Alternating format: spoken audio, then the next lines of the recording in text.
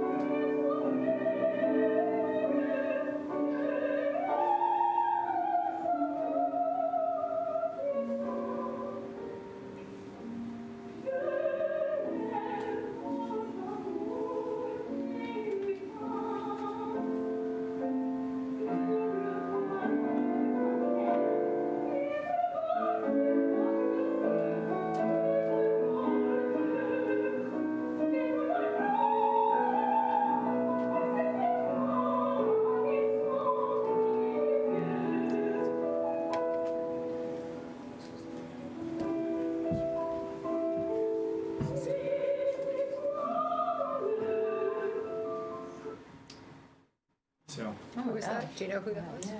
Bob, what's your So name? we begin our faculty meetings with a student recognition piece, and yesterday we recognized Hannah Makita, and so she talked about the impact that the fine and performing arts have had on her experience at Wilton High School, in addition to the world language department. And a touching moment, she actually dedicated this song, which of course is in French, to her French teacher Martine Berlier, and so the faculty was very impacted and touched by it, and of course she did a beautiful piece, and she did a solo a couple weeks ago at the concert some of you may have seen. So it's a wonderful way to start a faculty meeting, and it was a tribute to the students and to the Wilton High School faculty. She was very thoughtful and impressive. Is she a senior? No. No, I think she's just a junior this year. She was the lead in the Cinderella play musical last time. It's incredible. It's beautiful. So, as you may be aware, we have had obstacle after obstacle after obstacle with getting our Middlebrook greenhouse open. So Jose Figueroa emailed me at the end of last week and said, next week it'll be open. And my response was, I'll know that we got the certificate because I will hear angels singing. And so I'll just offer to you, today I heard angels singing, and as it so happens, it was inspected and we have the certificate of occupancy. There you go. So, Fabulous. Thank you, Hannah. so thank you. Yeah, Right. right. Committee reports, business ops? We met this morning and spent most of the time discussing budget issues and budget assumptions going forward, budget schedule, budget calendar, reviewing the metrics that we need to make wise decisions relative to the budget. And I would say that I think the guidance that we've been given from the Board of Finance was really pleasantly surprising at the 1.6%. They have given us this guidance, which is really quite, I think we'll be fine. Unless something's totally unforeseen should happen, we should be able to develop a budget that certainly meets that guidance or comes within very, very close to that guidance issue. So we'll keep working on that. Then we got a bunch of other primary budget related issues. Great. Debbie, do you have anything to add? Oh, no, I just wanted to commend Dr. Smith and his staff for bringing a lot of data forward that we still need to manipulate it and chart it and make it, pick out the most relevant pieces. But there's a lot more data by which we can compare ourselves to other districts or look at our experience over time. So thank you. Will that be coming to the full board? Probably during the budget season, I'm sure that the committee will work on some relevant things. I know the Board of Finance will be looking at the data from their perspective, and it will be part of budget presentations, discussions, workshops, that sort of thing. It won't just be presented as raw data. Yeah, I'm happy to Or share the something. raw data, but It's sort of You want that too? it's down to the weeds, so Yeah, we're trying to get out of the weeds now to where the cream of the crop is. To make the Yeah, right so when decisions. people have, questions about, are there too many administrators? How is your class size? How do our mill rates compare? What's our tax burden? What's our median house price? We have those kinds of metrics to be able to put forward. And, what's our experience with achievement, based on some of the state metrics, that sort of thing. So some we've seen already, and some is more economic, and we can put it into different pictures. Because tables of data really don't tell a story. You want to make it a little bit more visual, and we have somebody on the board. No, I know you guys have been working hard on that, so So, thank you. Yeah, so it's Very there, much. and we had lots of good discussion along the way. Good. What issues are likely to be discussed during the budget process. Good, thank you. Teaching and learning? No report since last week. Okay. Policy section? We have 4 policies that we are talking, or we're going to bring to a vote today, for review. Security checks, use of drugs and alcohol on school premises, and printed materials, as well as restraint and seclusion. We're still reviewing the administration of medications. We've been trying to consolidate and make it a cleanly read policy, and it's just been a little difficult making sure that the regulations and all of the requirements that are needed are included. So we're grappling with that a little bit. And we'll also, in our next meeting, start to review religion in the schools.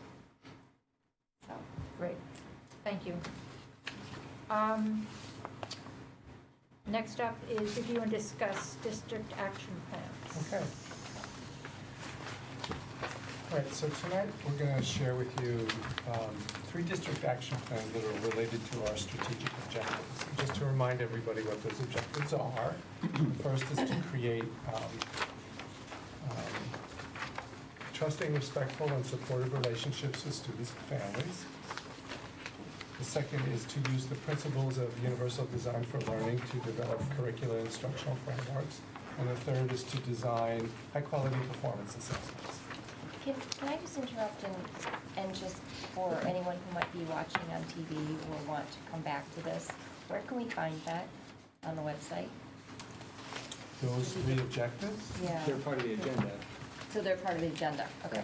But these objectives, as named, we've had them as explicit board So approved if objectives. somebody's at home and they don't have any idea where to look. So you can go to a couple places. Number one, you can find the actual plans on the board agenda, under board docs. The tab is under Board of Education meeting materials. Or you can go to, I think it's the About Us tab on the website, and there is a tab called, I think, Our Vision.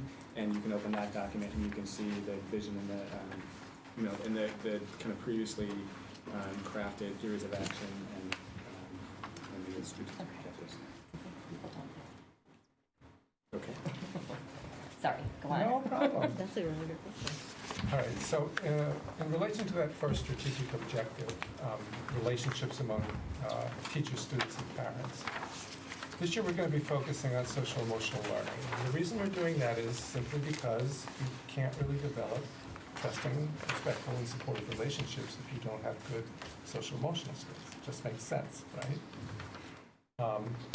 I think over the past decade it's become very clear that through research and I think just common sense that the emotional well-being and the social competence of our students has a very significant impact upon their learning and their success in school and life, right?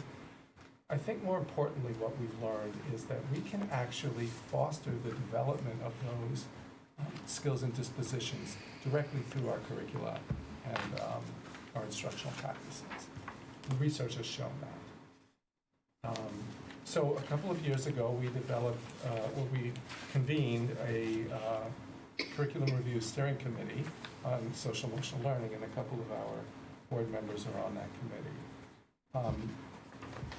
We have been proceeding very cautiously and very slowly with this because it's going to be new for teachers. I don't want you to think that I'm saying that teachers don't always address the social emotional learning needs of their students. But what they haven't been expected to do is to really address or assess highly specific student SEL outcomes for students. That's going to be something that's very new for them. And so we're being very careful about how we develop this program and how we roll it out. So we've made a lot of progress, but we have a lot more to do. And this action plan basically kind of captures or reflects some of the work that we've been doing over the past couple of years. It's kind of a work in progress, plus some of the things that we hope we're going to be able to do this year. I'm not going to go through every one of the actions. It's pretty detailed, but I'm going to kind of stay at the goal level, if that's okay. So if you look at our theory of action, our theory of action is that if we develop a shared vision around what we think students should know and be able to do in terms of emotional functioning and social skills, and if we provide a very clear, well-articulated approach for teachers on how we should support students in acquiring those skills, then we believe that we will end up with emotionally healthy and socially responsible students. At least that's the theory. I think it's a logical one. So in terms of developing a shared vision, the committee has developed what's known as a program philosophy. It's a pretty robust statement of what we believe students should know and be able to do socially and emotionally by the time they graduate. And we've also outlined a lot of guiding principles around the instruction that should occur to help them acquire those skills. At this point, we're in the process, the committee developed that, we're now in the process of sharing that among teachers in the schools. In terms of establishing grade level SEL student outcomes, we have developed those. We've taken those broad goals stated in the program philosophy and actually mapped out what that looks like K to 12 for all the various goals. But it's a massive undertaking and is the first step into developing a curriculum. Those are in progress. They're not quite finished. They're not ready for prime time. The administrators have seen them. The committee has seen them. Once they're finished, then we will again start to roll those out to staff so that they can start to wrap their heads around it. We've also been looking at programs to support student acquisition of those skills. One of those programs is Ruler, something that you've heard about. This year, what we're going to be doing is we're simply rolling that out as an exploration with the adults in the system. By the end of this year, we will make a decision about whether we want to extend that program for use with kids. Now, Ruler is a great program, and it addresses many of those outcomes that I mentioned, but not all of them. Particularly some of the outcomes we have around decision-making and some of the higher level expectations we have for kids around emotional awareness and co-regulation of emotions and things like that at the high school. So we're going to have to supplement Ruler with additional programs, and Kim Zemo has a group of people from that committee who are continuing to explore other programs. Assessment. That is an area we're still researching. Assessing students' social emotional skills is not only a hard thing to do, but I kind of want to warn the board that it can also be quite a controversial one. We're collecting information on students' emotional status and their social skills and archiving that information. We need to make sure parents understand that we're doing that and what the implications are for that and what data privacy means around that. We have lots of options open to us, and we're looking at the pros and cons of different ways of assessing that. This is going to be something that we need to think about very carefully and be very careful about the decisions we make around that. Does that make sense? Okay. SRBI. You all know what SRBI is, right? So we need to do SRBI around social and emotional skills, and we are doing that. We have a large mental health staff who are addressing the needs of students who are struggling in those areas. The challenge for us is to make sure that we're doing it in a very systematic and coherent way. Right now, it's not clear to me, to many of us, how students have access to those services. What are the entrance and exit criteria? What data are we using to make sure that we're not missing kids? And we know we're missing kids. Part of that will go back to the assessment piece, kind of a universal screener. But basically what I'm saying is that we need to do for social emotional learning what we've been doing the past couple of years around reading and math, and just making a very clear, coherent, and consistent approach to how we approach students who are struggling with that. Do we ask kids how they're feeling, or like, Well, how do we get this data? Is it observation? Okay, there are many different ways in which we can assess students' social emotional functioning. Some of it's data that we already have. For instance, attendance data can be a window into some issues that students may be experiencing with social emotional learning. We can look at discipline records, referrals to the office for other reasons. We can also survey students. That's one of the things that we're looking at, how they're feeling. We can also do screenings of students, but that can be rather labor intensive. So I think what we're going to end up with is a multifaceted way of gathering various sources of data to identify students who might be in need of extra support. Does that make sense? It does, yeah. The issue of time has come up and probably will continue to come up anywhere and Yes. every place. So help me understand, is this Are you talking about in a classroom setting, elementary school or middle school or high school? Are these things that will be integrated into a teacher's approach, or is this a standalone? We don't believe that standalone, you don't go to an SEL class, learn social emotional skills, and then that's the end of it. It has Okay. to be embedded in the day-to-day work that teachers do. So there are many opportunities, for instance, to learn how to cooperate with students just within the context of the classroom, right?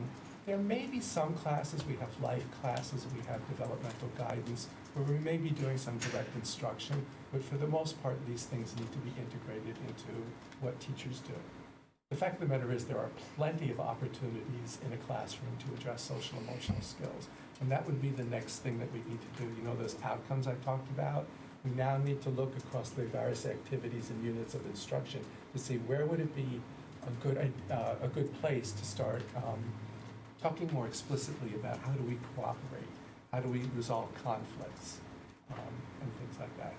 We don't want it to be something above and beyond what we're already doing. We want it seamlessly integrated into what teachers are already doing. And how would teachers, I'm probably bringing some of the budget conversation to the table, Yes. even though it wasn't necessarily about budget, but how do we involve teachers in a way that is productive and not overwhelming? Because what the theme that keeps coming through is we've done a lot new recently, and there's a feeling that perhaps teachers are overwhelmed, and if now there's another type of assessment or another type of instruction, then that might be, just overwhelming. Sure. So And this I can- appreciated your comments about moving slowly, Yes. and I like the fact that it's integrated, and I'm just wondering, are there ways of building on what many of our staff already kind of naturally do? Yes, absolutely. Okay. And I think it's a matter of looking at those outcomes and seeing what we're already doing. Okay, all right. And then seeing if there are opportunities to more explicitly address some of those things. We are proceeding very, very slowly. This is a much slower process than any other curriculum rollout that we've done before. And I don't anticipate that we're going to do some sort of full-scale implementation with all of those outcomes right away. The committee has to decide how that's going to be chunked out. We have 3 large goals for students. Maybe we'll pick one at a particular school that may seem ready to do that to start with and then grow from there. But that's work or decisions that need to be made by the committee in the future. And then just one last question. Are there teachers involved Yes. in this planning? Absolutely. Okay. The committee is made up of teachers and other support staff. A lot of mental health staff have been involved in this as well, with teachers as well. Yeah, Chuck, I think it'd be important just to kind of go back around to the implementation cycle that we adopted Yes. several years ago. And, what I would say to the board, I don't want any of you or anyone who might be in the audience or at home to misunderstand. This is not something new that dropped out of the sky that we're kind of running full bore with this year. We've adopted a phased implementation approach that I think really privileges exploration, preparation, and learning. And so if you look at the way this plan is designed and who's actually where the focus is, the brunt of the preparation and learning work is in the hands of the committee right now. And so looking into subsequent years, as Chuck just described, we'll begin to find those moments of opportunity to introduce it to staff. A large part of that is probably in some of the ruler exploration work, but One of our teachers, a woman by the name of Jen Ringelheim, I don't know if you know her, she's a fabulous teacher and has been leading the work primarily around the curriculum development. And has been very conscious of making sure that teachers have a lot of input as we start developing these outcomes and identifying areas of where we can address them. And like Kevin said, it will be a very slow and very thoughtful and methodical way of rolling it out. As I said at the beginning, this is new for teachers. They have been addressing social emotional learning. It's what teachers do. Yeah. But we're now expecting them to think more explicitly about some specific outcomes. And so I want to be cautious, and I don't want to overwhelm teachers in doing that. So. Okay, so when the philosophy statement is done, Will It the is board done. be able, will we be able We can to show it to you. get an update? Absolutely, Okay, we can show it perfect. to you.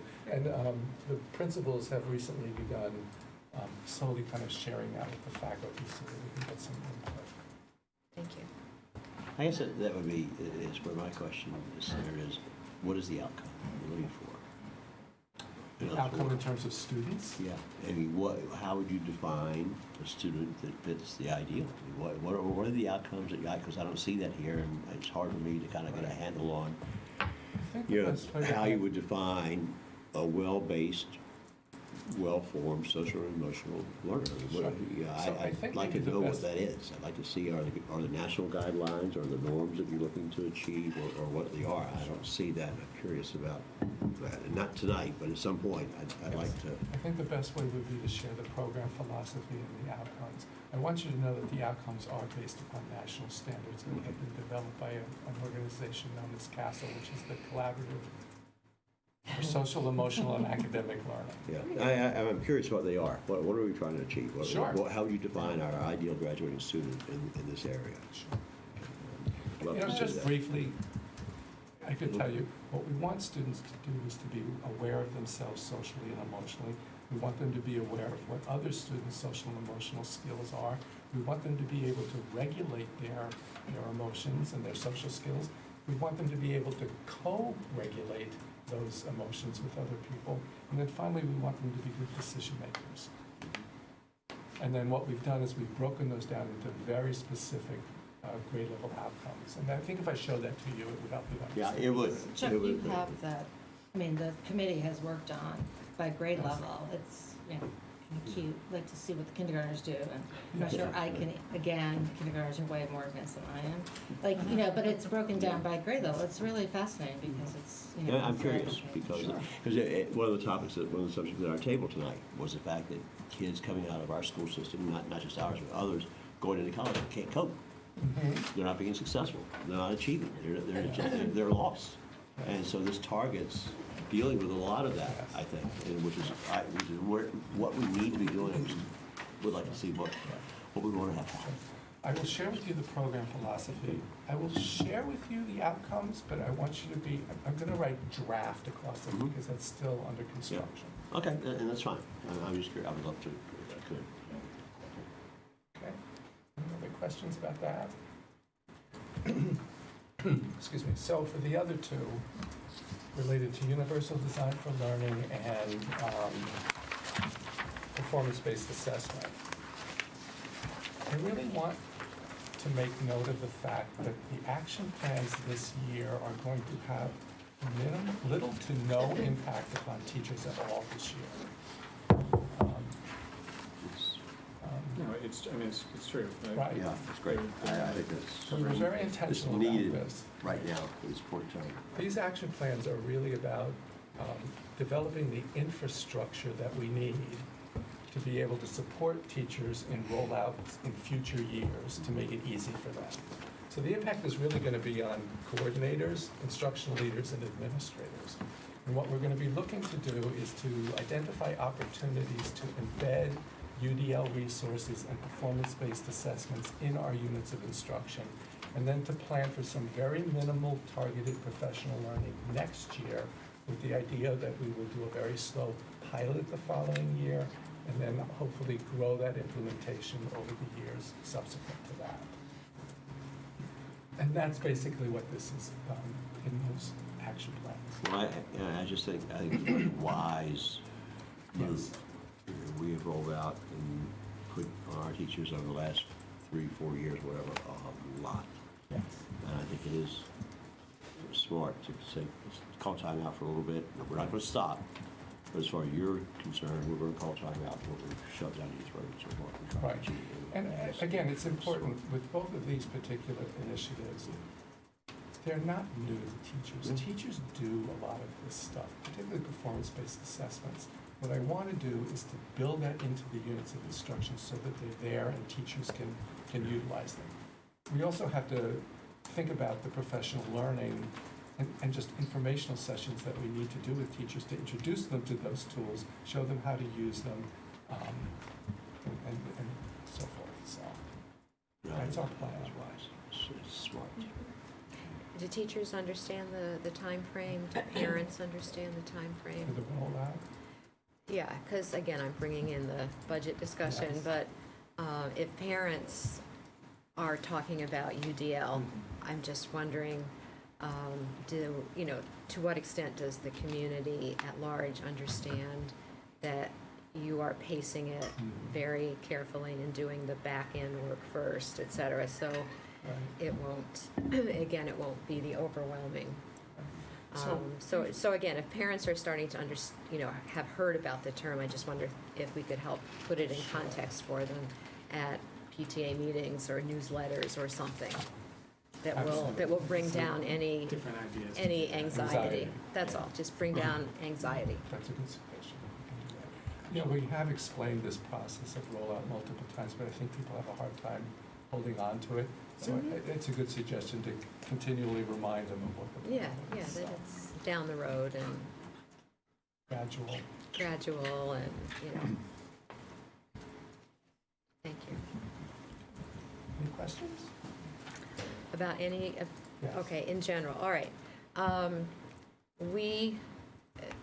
I'm always dangerous when I go to hear things.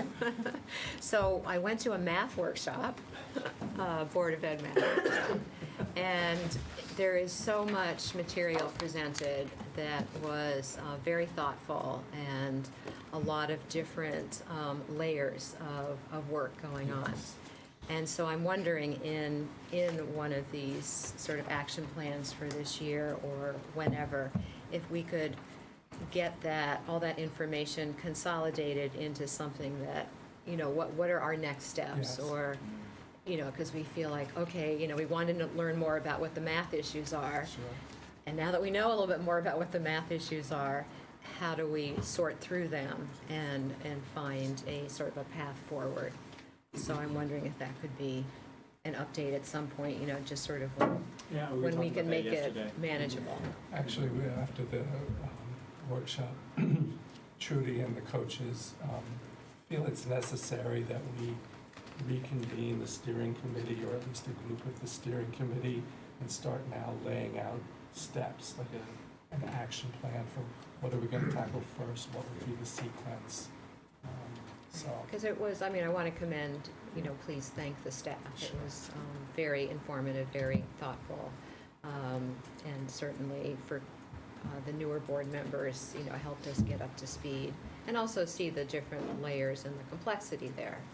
So just looking for the next step and how we as a board can help. Thank you. Yeah, the math workshop was really wonderful, and I know a tremendous amount of staff time went into that. But to Debbie's point, I think the board would very much like to remain engaged in that. And when, communicate with the community as decisions are made and make sure that any changes are rolled out well, communicated, and We might need your advice on how no we can best to do surprises. that. Yeah. The more we can explain to people when the time comes. Nothing is imminent or anything, but thank you. Any other questions for Chuck? Okay, thank you. Next up, budget assumptions and goals. Okay, so I left at your seats tonight a revised discussion draft with changes stemming from the Business Operations Committee conversation today. So I just thought I'll just take you through these and then we'll have some conversation. And my hope would be, after whatever conversation's here, if we need to tweak or make changes, we will. And then at the subsequent board meeting, this would be on for discussion and approve. So in terms of the budget goals, first goal is to provide adequate funding to maintain and improve the high-quality education provided across our school. A question was asked earlier today about what are the major funding priorities. So I included them here, and major, the first two I don't think should be a surprise to anyone. We've been talking about an alternative high school for a year.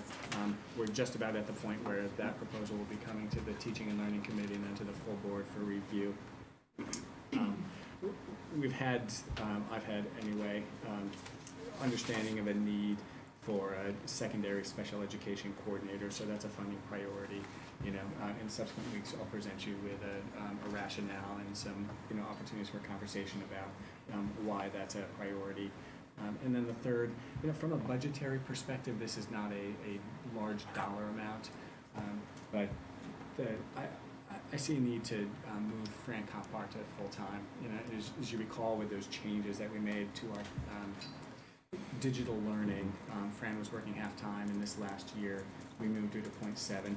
She does the work of 3 people, and it's one of those areas where we are seeing the most dramatic impact in terms of the, you know, quality and diversity of instruction and experiences. So That's been as a contract employee, right? Or No, she's it's- on our staff? She's on our staff. okay. Yep, she's on Eric. our staff. I thought she was No, CES. Eric. Eric is, okay, I'm sorry. Yeah, Fran came from CES. Okay. And she worked for us years ago as a consultant, Okay. you know, helping That's design the my library learning confusion, commons. okay. But we happily stole her from Greenwich and from CES. And so this would be, you're looking to make her a full-time I employee? am, yeah, I am. And so I think that, you know, just to be really upfront about the conversation, in a time when enrollment's declining, we're asking to add staff. And so This that's a is- right. legitimate question that needs to be vetted. And it's, you know, there are some people in the community who look at our staff and say, oh, yeah, you know, you have too many administrators. And, you know, we're looking to add FTE to the administrative pool. I think I can make a really strong argument about why that is. But I just want you to know, and it was a good question that was asked earlier today about kind of naming some of these. I would also say this does not complete the list of funding priorities. Right. But in terms of rank order, these are at the top. So beyond that, you know, we continue as a goal to target investments in professional learning. I think that's one of the best gifts we give our staff members is the opportunity for really deep, meaningful professional learning opportunities in a variety of ways. We set a goal to maintain our Board of Ed guidelines for class size. Number 4 is, you know, related to number 2, and that, you know, really being explicit about maintaining the investment in professional learning activities. That's a function we really believe very strongly in. We're looking to fund year 2 of our capital improvement plan, fund year 3 of our digital learning plan, and then number 7, we want to accomplish all this while remaining inside the Board of Finance's guidance of 1.6%. So, reading down the list of assumptions. Before we leave Yeah, those, sorry, could you go ahead. just explain the difference between number 2 and number 4? Sure, because number 2, while we are talking about investing in staff members, those are not the only areas where we're targeting investments. And so when you think about our strategic objectives,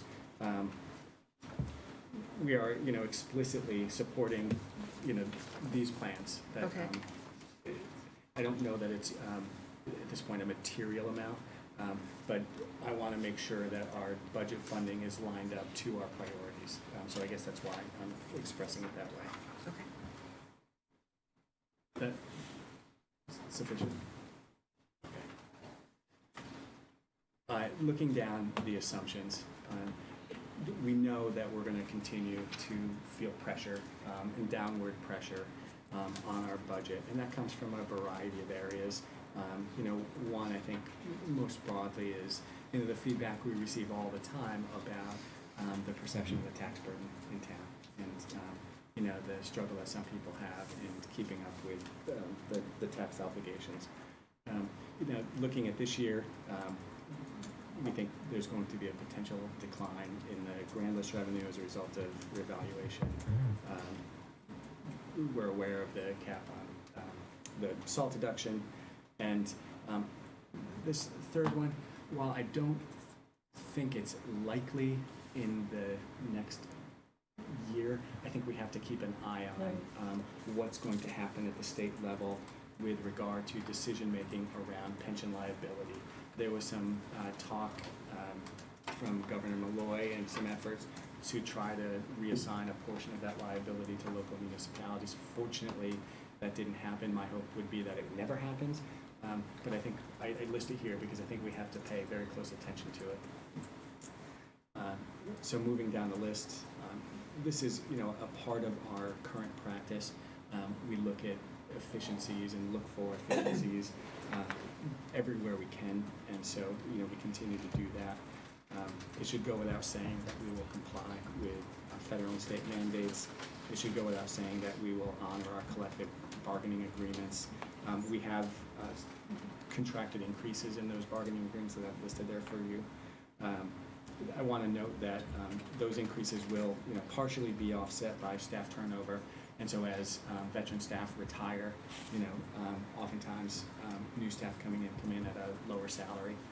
So we write into our budget documents an offset. In this current budget, it's around $400,000. We also have other increases in the areas of utilities, liability insurance. We have really good news. I want everyone to look at the medical insurance line, right? That we're actually looking at a decrease. So, kudos to having a healthy staff. Let's make sure they get enough sleep and continue to be healthy. Get your flu shot. Right, get your flu shots. Can you go back to utilities, though? Sure. So you're still assuming a 6% increase, even though we've been seeing savings from our solar program? So even... That was a topic Great this morning, questions. our meeting this morning, Uh-huh. that came up, and we questioned that, and Ann is working with Chris, and we're going to dig into that a little bit further to see if that's a solid assumption. It may be. Okay, so it may not be... Our expectation was it wouldn't be that, That based it on wouldn't solar be investments that we've made. And that high. Yeah. Okay, And we're seeing some of the money come back for Yeah. it, it's just some of the other utilities. There are We'll other get that things. right, the breakdown. other So utilities. we're going to get Yeah. into that in greater detail. Okay. Yeah, that was the topic this morning. Yeah, so the transportation costs, similarly, we have our kind of contract with STA, which has a modest increase, but we're also anticipating cost increase associated with transporting our special ed students.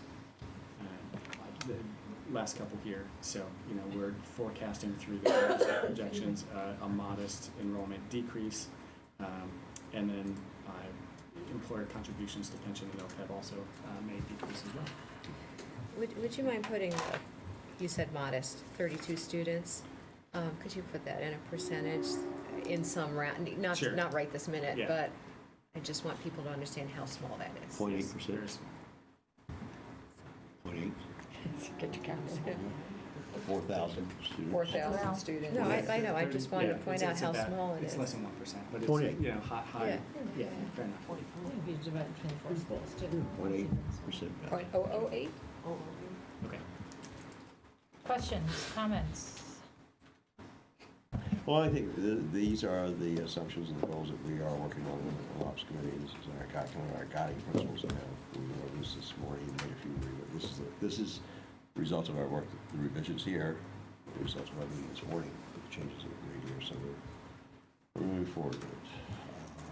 We still haven't seen, like, as you mentioned, the alternative high school and the justification for the new special education administrator. Correct. And typically, we were talking about that this morning. In the past, I have presented program priorities through the actual budget proposal. And so I was asked to have those in advance. I think that's fair. And, Yeah, I would agree with think that's that. something we'll set up this year, and then, going forward to the best extent we're able to try to present those ahead of the budget.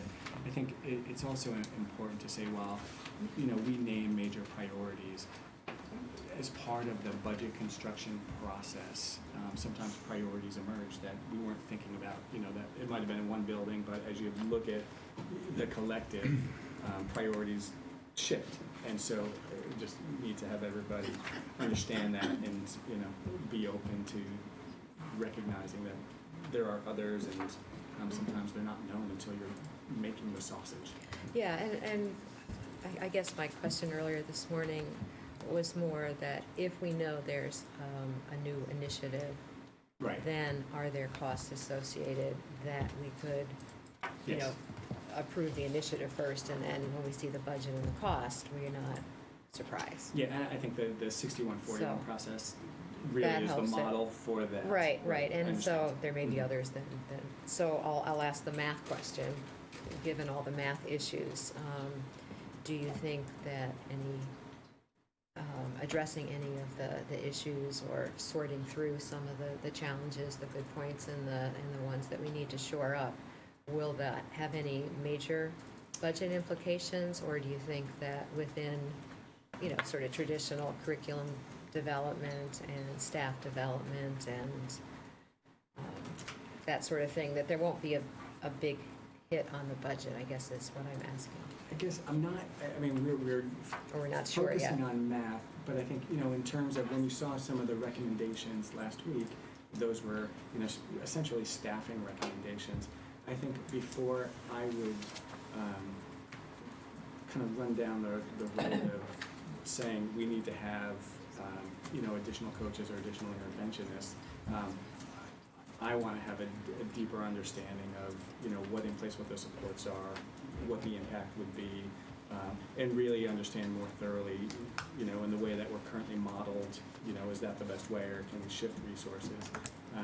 Or are there other, FTE reallocation opportunities to support that? So I guess So that's you my don't- long-winded way of saying, I don't feel quite ready to name what those are Okay. yet, and I don't think we've gotten far enough in the action planning. I think we've done a really good job of understanding what the problem is, where the problem is, the root of the problem, but I'm not sure that we've really fully baked a solution yet. Okay, fair Even enough. when you're looking at that core sequence, I think really good thinking around a conceptual approach, but we got a ways to go.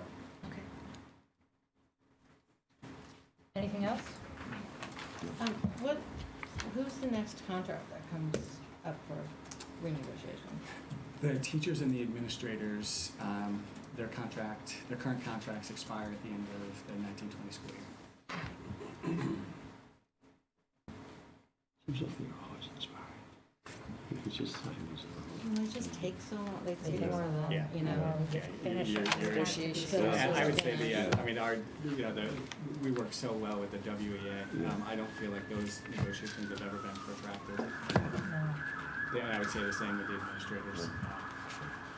Okay, review and discuss security checks and fingerprinting.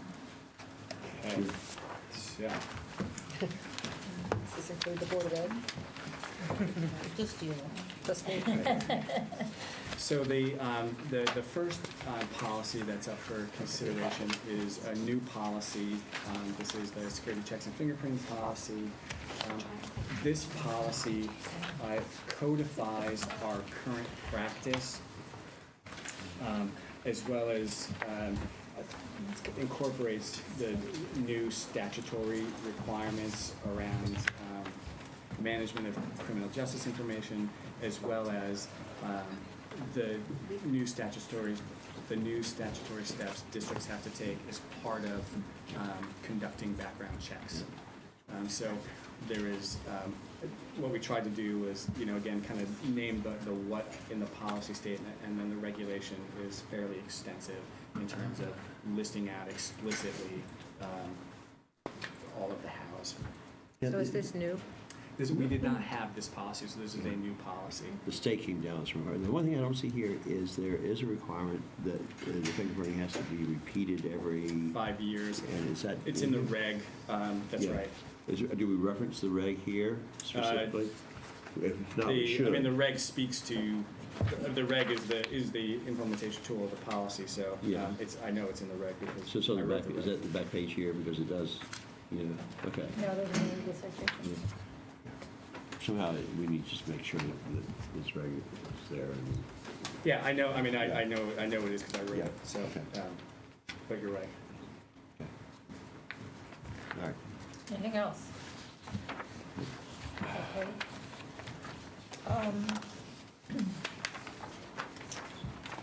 So the use of drugs and alcohol, use of drugs, alcohol, and tobacco on school grounds, 5131.6. This is a revised policy, and so the policy committee went back through, and part of the work of that committee has been to sharpen language and to make the policy statements more explicit. So you can see the kind of flat-lined old policy, and then in our hopefully color packets, Yes, we do, thank you. In red is the new policy language.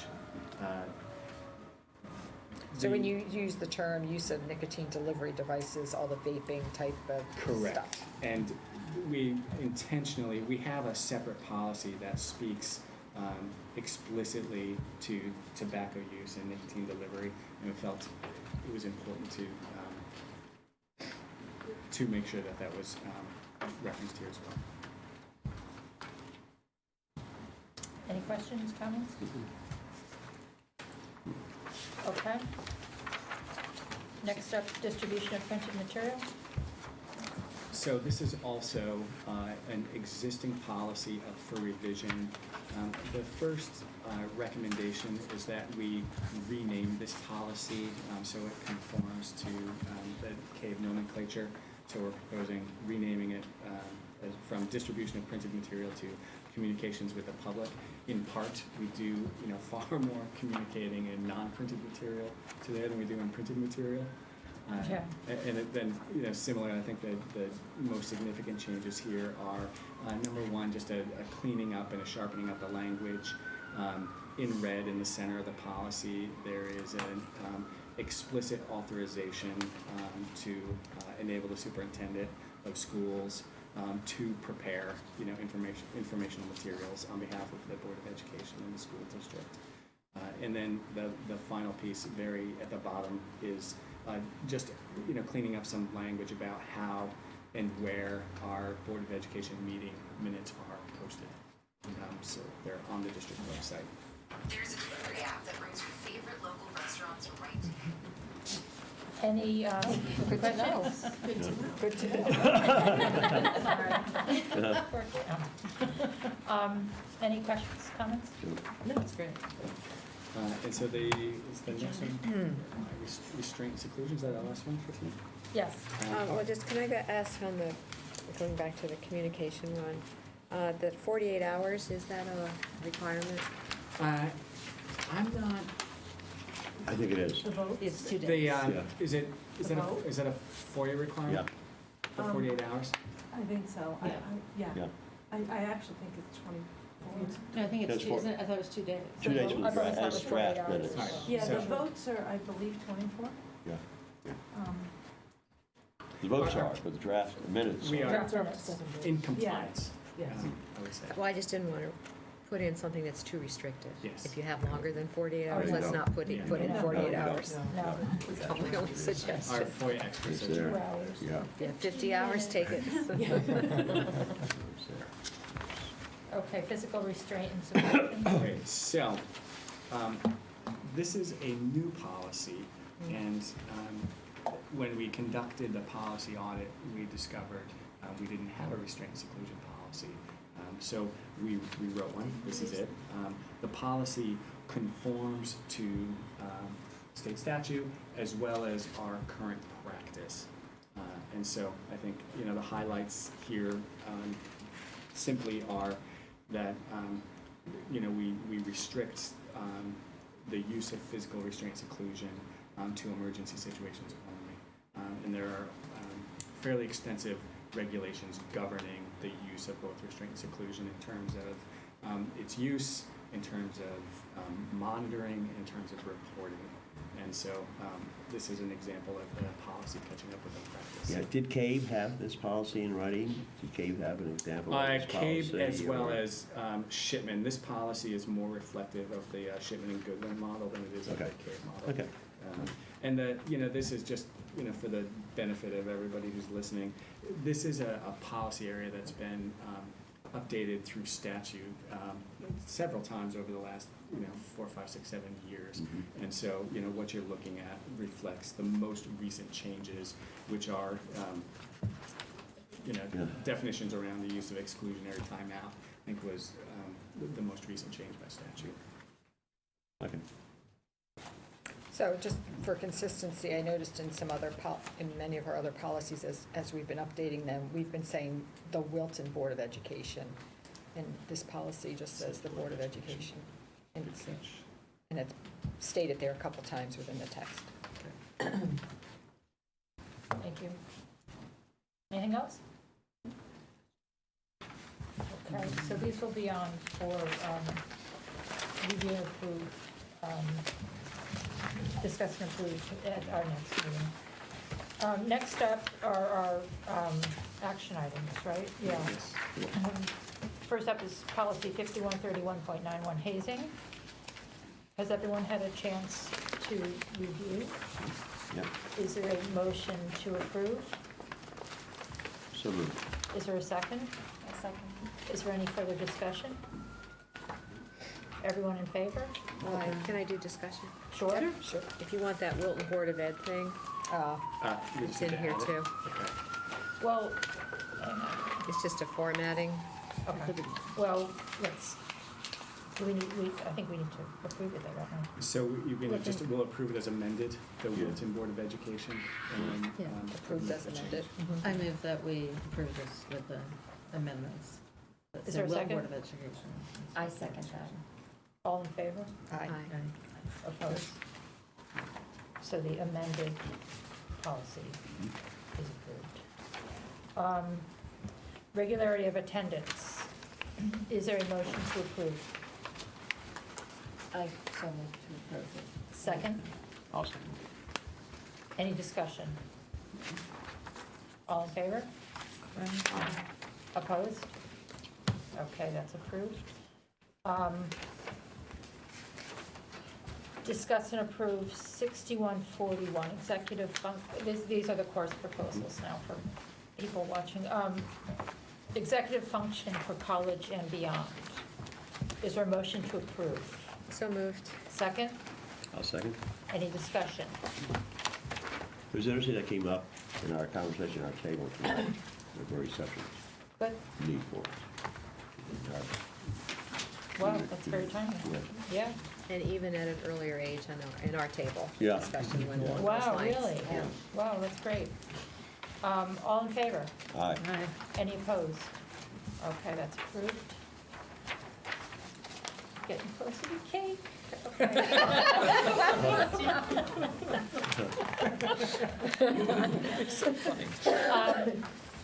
United States history. Is there a motion to approve? So moved. Second? I'll second. Any discussion? Yes.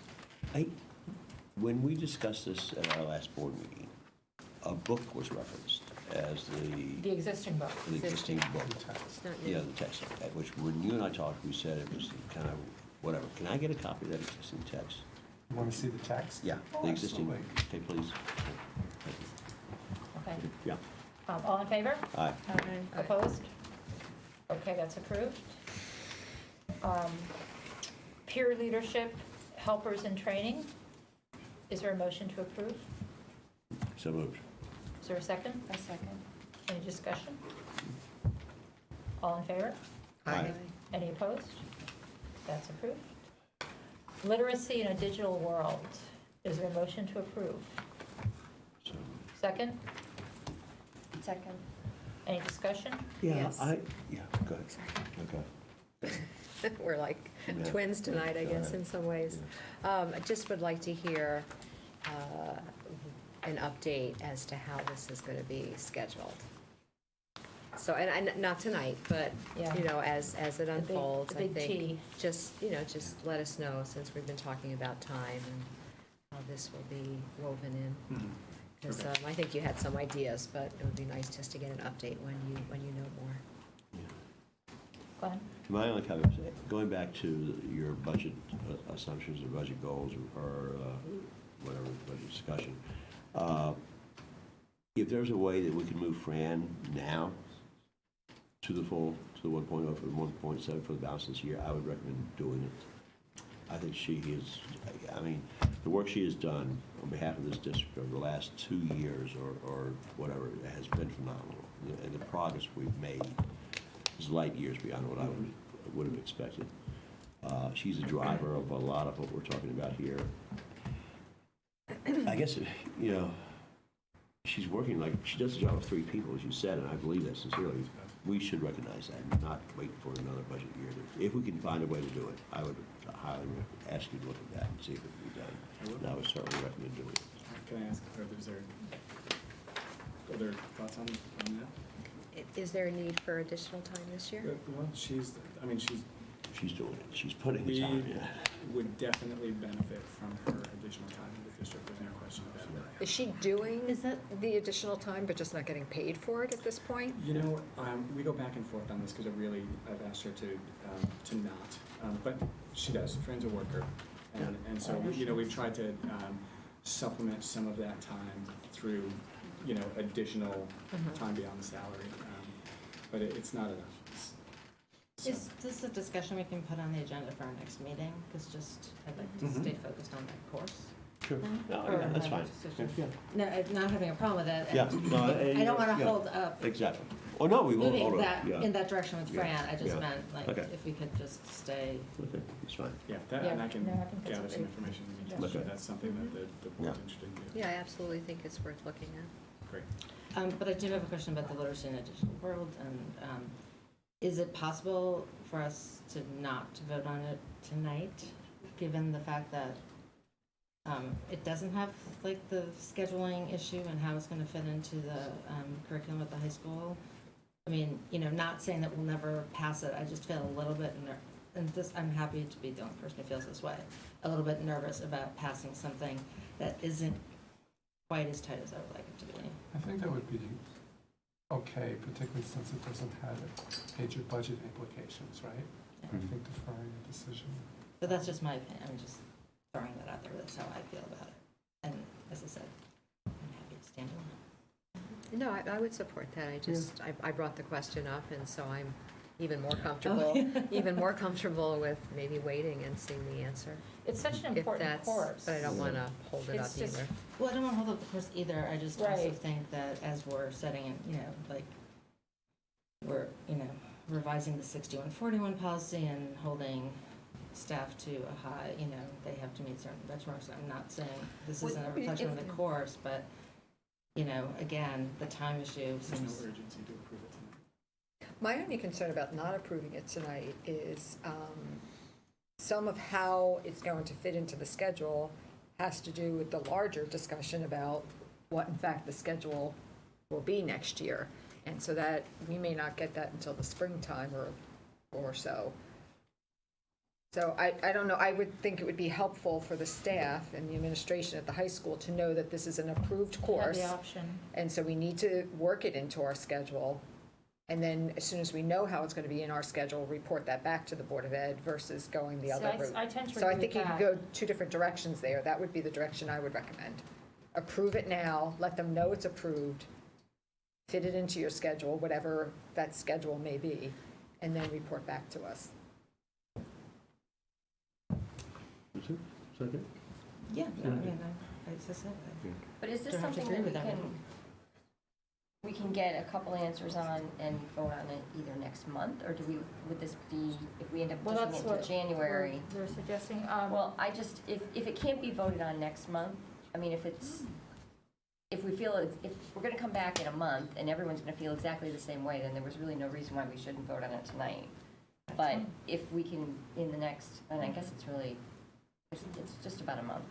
Well, my understanding was that a lot of it depended on what the scheduling decisions are for next year, Well, that which was- may not be won't be by next So month. we won't know any more next It month. may not be until after the new year, right?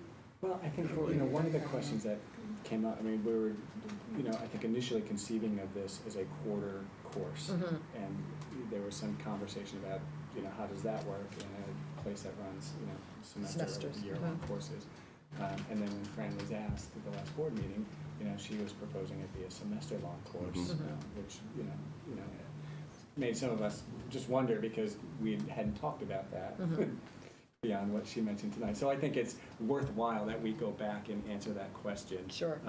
What I'm hearing from all of you is that this is not a worthwhile endeavor, that this is something that needs, and I sense that, you're poised to approve it. So I personally don't see a problem with deferring a vote, and we will get, to the best that we're able, we'll nail down, what this is going to look like by December, is it 6th?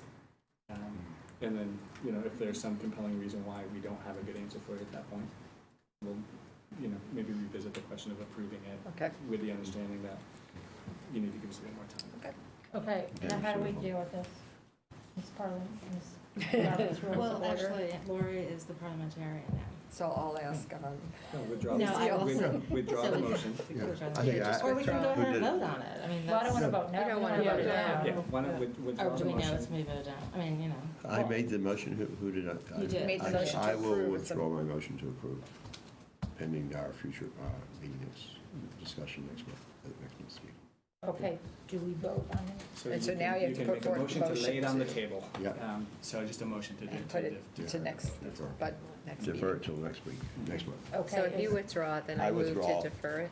Okay, is there a second to the motion to defer the vote? Second. Is there any further discussion? All in favor of Aye. deferring? Aye. Any opposed? Okay, then we're going to defer, not vote down, but defer discussion on this. Till the decision. December meeting. Great, okay. The final course up for approval tonight is data structures and algorithms. Can I do that?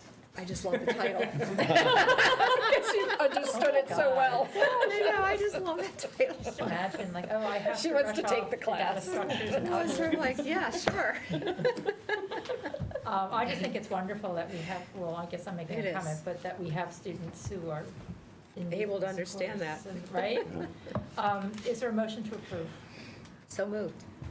We've done that. Roll. Second. Second. Any further discussion? All in favor? Aye. Any opposed? Okay. At this point, is there anyone from the public who would like to come forward and make a comment? Seeing no one. The next meeting of the Board of Education will be Thursday, December 6th, and that will be our annual organizational meeting, which will, is that, we start at 7 o'clock? Yep. Okay, so that will be the first portion of the meeting before we start the regular meeting. Is there a motion to adjourn? Before we do, Bob, tomorrow at 3, correct? Oh, Yes, 3 Girls. o'clock, after beating Tomorrow at 3 o'clock, in the girls rain? soccer. girls soccer, Home. here at home at Lilly, after defeating in overtime St. Joe's, the #1 team in FCAC. We moved to the second round of the Awesome. state. So if you're listening at home and you want something to do tomorrow afternoon in the rain, please come out and support your girls soccer team, because they're on a roll. All right, adjourn. Thank you, everyone. Yeah. Please Thank you. come. I'm late on it.